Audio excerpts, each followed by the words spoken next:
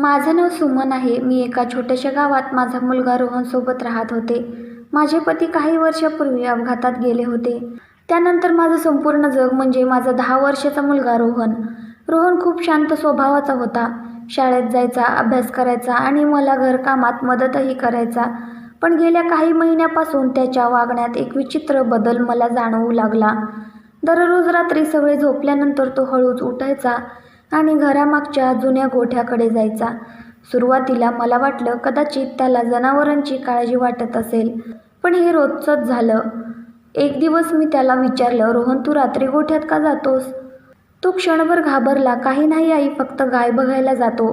त्याचं उत्तर मला पटलं नाही, कारण आमची गाय तर अनेक महिन्यांपूर्वी विकली गेली होती. मग तो तिथे कोणाला भेटायला जात होता? माझी चिंता वाढत गेली. शेवटी एके रात्री मी त्याचा पाठलाग करायचं ठरवलं. रात्री 12 वाजता तो उठला, हळूच दार उघडलं आणि गोठ्याकडे निघाला. मी त्याच्या मागे सावधपणे चालू लागले. गोठ्याजवळ पोहोचल्यावर रोहनने आजूबाजूला पाहिलं आणि आत शिरला. मी खिडकीजवळ जाऊन डोकावलं. जे दृश्य माझ्यासमोर होतं ते पाहून मी स्तब्ध झाले. रोहन जमिनीवर बसला होता. त्याच्यासमोर एक जुनी लोखंडी पेटी उघडी पडली होती आणि तो कोणाशी तरी बोलत होता. पण गोठ्यात त्याच्याशिवाय दुसरं कोणीच नव्हतं. माझ्या अंगावर काटा आला. बाबा, मी तुमचं वचन पूर्ण करेन, रोहन हळू आवाजात म्हणाला. माझं हृदय जोरजोरात धडधडू लागलं. तो बाबा कोणाला म्हणत होता? दुसऱ्या दिवशी मी गोठ्यात गेले. जिथे पेटी होती तिथे काहीच नव्हतं. जमीन अगदी स्वच्छ होती, जणू तिथे कधी काहीच नव्हतं. त्या रात्री मी पुन्हा त्याचा पाठलाग केला. यावेळी तो पेटीतून एक जुनी वही काढत होता. ती वही माझ्या नवऱ्याची होती. ती वही तर त्याच्या मृत्यूनंतर सापडलीच नव्हती. माझ्या डोळ्यात आश्चर्य दाटलं. रोहन त्या वहीतील काही पाने वाचत होता आणि अचानक त्यातून एक जुना फोटो खाली पडला. मी दुरून फोटो पाहण्याचा प्रयत्न केला. फोटोत माझे पती होते, पण त्यांच्या बाजूला उभा असलेला दुसरा माणूस मी कधीच पाहिला नव्हता. रोहन फोटो उचलून म्हणाला, काळजी करू नका बाबा, मी त्यांना शोधून काढेन. माझ्या पायाखालची जमीन सरकली. तो कोणाला शोधणार होता?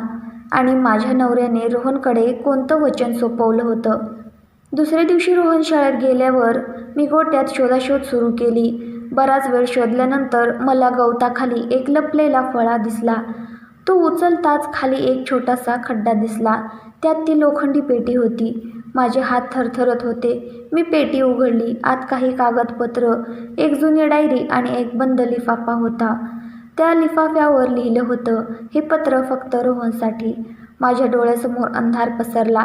माझ्या नवऱ्याने आपल्या मुलासाठी असं कोणतं रहस्य लपवून ठेवलं होतं आणि रोहनला त्याबद्दल कसं कळलं? मी थरथरणाऱ्या हातांनी लिफाफा उघडला आणि पहिलीच ओळ वाचून माझ्या पायाखालची जमीन सरकली. रोहन, जर तू हे पत्र वाचत असशील तर समज माझा मृत्यू अपघात नव्हता. हे वाक्य वाचताच माझ्या हातातून पत्र जवळजवळ खाली पडणार होतं. माझा श्वास अडकला, कारण आजपर्यंत मी ज्या गोष्टीवर विश्वास ठेवला होता ती एका क्षणात खोटी ठरत होती. माझा नवऱ्याचा मृत्यू अपघातात झाला नव्हता. मग खरं काय होतं? मी थरथरणाऱ्या हातांनी पुढे वाचू लागले. रोहन, तू हे पत्र वाचण्याइतका मोठा झाला असशील तेव्हाचे सत्य तुझ्या समोर येईल. मला माहीत नाही तेव्हा मी या जगात असेन की नाही, पण जर मी नसलो तर समज काही लोकांनी मला कायमचं गप्प करण्याचा प्रयत्न केला होता. माझ्या डोळ्यात अश्रू आले. पत्रातील प्रत्येक शब्द जणू हृदयावर घाव करत होता. काही वर्षापूर्वी मला गावाजवळच्या जुन्या डोंगरात एक गुप्त जागा सापडली होती. तिथे काही लोक बेकायदेशीर काम करत होते. माझ्याकडे त्याचे पुरावे आले होते.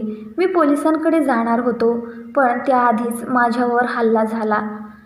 माझे हात थरथरू लागले. म्हणजे त्यांनी खरंच त्यांना मारलं होतं. तेवढ्यात मला मागून आवाज आला, आई. मी दचकून मागे वळले. रोहन दारात उभा होता. त्याच्या चेहऱ्यावर भीती नव्हती, जणू त्याला सगळं आधीपासून माहीत होतं. तू पत्र वाचलंस ना? त्याने शांतपणे विचारलं. मी काही क्षण बोलूच शकले नाही. मग हळूच विचारलं, रोहन, तुला या पत्राबद्दल कसं कळलं? त्याने काही क्षण मान खाली घातली. मग म्हणाला, मला बाबांनी सांगितलं. माझ्या अंगावर काटा आला. काय म्हणालास? बाबांनी? खोलीत शांतता पसरली. मी घाबरून त्याच्याकडे पाहत राहिले. रोहन, बाबा 10 वर्षाखाली गेले आहेत. तो माझ्याकडे पाहून म्हणाला, मला माहीत आहे आई, पण ते माझ्या स्वप्नात येतात. माझा श्वास अडकला. प्रत्येक महिन्यात एकदा ते मला गोठ्यात जायचं सांगतात आणि तिथे लपलेल्या गोष्टी शोधायला सांगतात. माझ्या डोळ्यात भीती दाटली. हे खरं होतं का, की रोहनच्या मनाचा खेळ?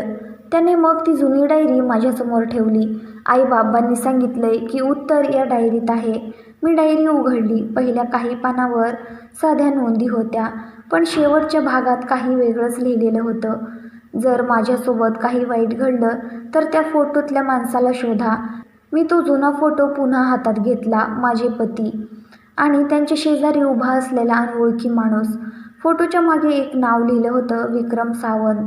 हे नाव मी कधीच ऐकलं नव्हतं. दुसऱ्याच दिवशी मी आणि रोहन त्या नावाचा शोध घेऊ लागलो.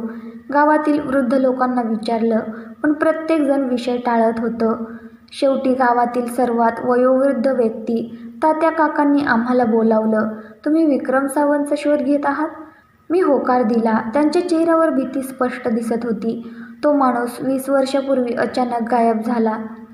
गायब? हो, आणि त्याच्या गायब होण्याच्या काही दिवस आधी तो तुमच्या नवऱ्यासोबत दिसला होता. माझं हृदय जोरात धडधडू लागलं. म्हणजे त्यालाही काही माहिती होती. तात्या काकांनी मान हलवली. तुमच्या नवऱ्याला आणि विक्रमला डोंगरात काहीतरी सापडलं होतं. काय? ते मला माहीत नाही, पण त्यानंतर दोघांच्याही जीवनाला धोका निर्माण झाला. त्या रात्री मी आणि रोहन झोपू शकलो नाही. दुसऱ्या दिवशी सकाळी आमच्या घरासमोर एक जुनी जीप येऊन थांबली. त्यातून एक वृद्ध माणूस उतरला. दाढी वाढलेली, थकलेला चेहरा. त्याने आमच्याकडे पाहिलं आणि म्हणाला, मी विक्रम सावंत आहे. माझ्या आणि रोहनच्या पायाखालची जमीन सरकली. जो माणूस 20 वर्षापूर्वी बेपत्ता होता तो आमच्या दारात उभा होता. पण त्यानंतर त्याने जे सांगितलं ते ऐकून आमच्या अंगावर काटा आला. तुमच्या नवऱ्याचा मृत्यू अपघात नव्हता आणि ज्याने हे सगळं केलं तो आजही जिवंत आहे. विक्रम सावंत आमच्या दारात उभा होता. 20 वर्षापासून बेपत्ता असलेला माणूस अचानक आमच्यासमोर आला होता. मी आणि रोहन अवाक होऊन त्याच्याकडे पाहत होतो. त्याच्या डोळ्यात थकवा होता, पण एक गोष्ट स्पष्ट दिसत होती. तो अनेक वर्षापासून एखादं मोठं ओझं घेऊन जगत होता.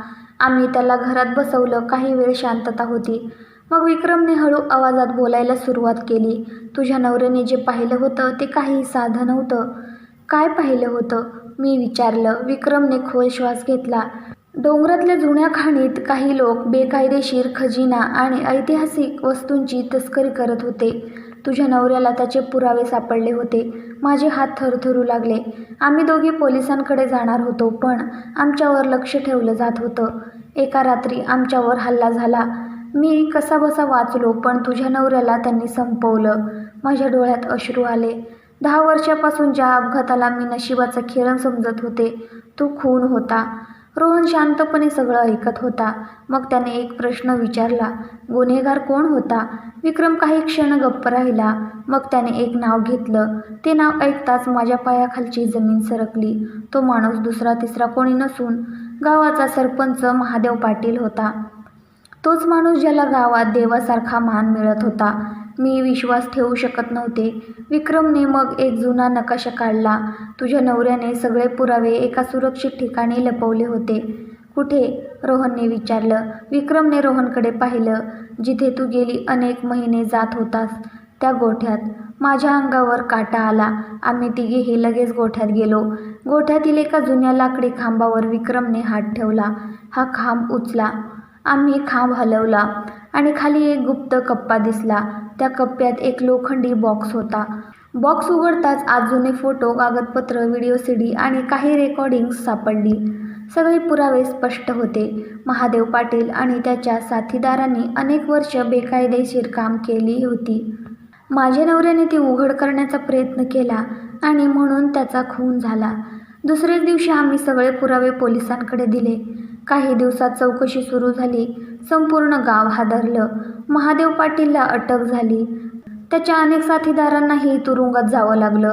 गावात पहिल्यांदाच लोकांना खरं सत्य समजलं. पण अजून एक प्रश्न माझ्या मनात होता. रोहनला गोठ्यातील गुप्त कप्प्याबद्दल कसं कळलं? त्या रात्री मी त्याला विचारलं. तो काही क्षण शांत राहिला. मग हसून म्हणाला, आई खरं सांगू? हो, मला बाबांनी स्वप्नात गोठ्यात जायला सांगितलं नव्हतं. मी आश्चर्याने त्याच्याकडे पाहिलं. मग? त्याने खिशातून एक जुना कागद काढला. तो माझ्या नवऱ्याचं शेवटचं पत्र होतं. रोहन म्हणाला, बाबांच्या वस्तूंमध्ये मला हे पत्र 2 वर्षापूर्वी सापडलं होतं. त्यात त्यांनी सगळे संकेत लिहून ठेवले होते. पण मला भीती वाटत होती, म्हणून मी कोणाला काही सांगितलं नाही. माझ्या डोळ्यात अश्रू आले. माझा छोटासा मुलगा 2 वर्षापासून एवढं मोठं रहस्य एकटाच सांभाळत होता. मी त्याला मिठी मारली. त्या दिवशी मला समजलं, कधीकधी मुलं आपल्या कल्पनेपेक्षा खूप धाडसी असतात. गोठ्यात लपलेलं रहस्य अखेर संपलं होतं. माझ्या नवऱ्याला न्याय मिळाला होता, गावाला सत्य मिळालं होतं आणि माझ्या मुलाने आपल्या बाबांना दिलेलं वचन पूर्ण केलं होतं.